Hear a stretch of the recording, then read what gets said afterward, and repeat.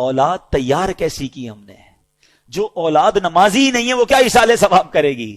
جو اولاد قرآن پڑھنا ہی نہیں جانتی وہ کیا ایصال ثواب کرے گی؟ جس اولاد کو نیکی کرنے کا شوق ہی نہیں ہے وہ آپ کو کیسے ایصال ثواب کرے گی؟ اگر باپ بھی نمازی تھا، بیٹا بھی نمازی تھا، بیٹی بھی نمازی تھی، گھر میں قرآن خوانی ہوتی تھی، رمضان کے روزے رکھے جاتے تھے، شب برات اور شب جناب قدر وغیرہ بڑی راتوں میں عبادتوں کا سلسلہ تھا، تو جب باپ مر بھی جائے گا اولاد کو یاد آئے گا آج بڑی رات ہے، عبادت کی رات ہے، چلو والد کی قبر پر چلتے ہیں، چلو اسے کچھ ایصال ثواب کرتے ہیں، آج جمعرات کی رات ہے ابو کو یاد کرتے ہیں۔ ہم نے اولاد کیسی تیار کی ہے؟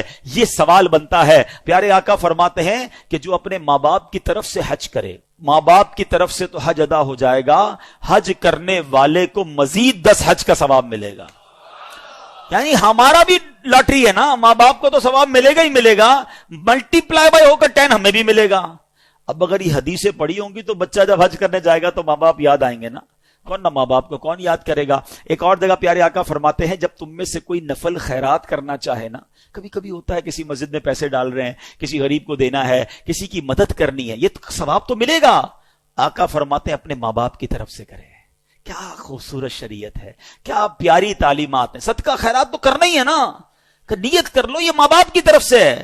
نبی پاک فرماتے ہیں اس کا ثواب انہیں ملے گا اور خیرات کرنے والے کے ثواب میں بھی کوئی کمی نہیں آئے گی، تمہیں بھی ثواب ملے گا، ماں باپ کو بھی مل جائے گا۔ سچ بتاؤ جب ماں باپ کو جو بیٹا روز ثواب پہنچاتا ہوگا ان کی روح کتنی قبر میں خوش ہوتی ہوگی۔ بیٹے نے ظہر پڑھی ہے تو دعا کی ہے، عصر پڑھی ہے تو دعا کی ہے، تھوڑے پیسے خرچ کی ہیں تو ثواب پہنچایا ہے، جمعہ ہوا ہے تو قبر پر آ کر یاسین سنا کر گیا ہے، عمرے پر گیا ہے تو میرے نام کا عمرہ کیا ہے، حج پر گیا ہے تو مجھے نہیں بھولا، مزار پر گیا ہے تو مجھے یاد کیا ہے، کسی غریب کی مدد کی ہے تو مجھے یاد کیا ہے، میرے مرحوم میرے مرنے کے بعد میرے رشتہ داروں کا بھلا کر رہا ہے۔ یہ وہ کام ہیں جو کر کے ہم اپنے مرحوم والدین کی روح کو خوش کر سکتے ہیں۔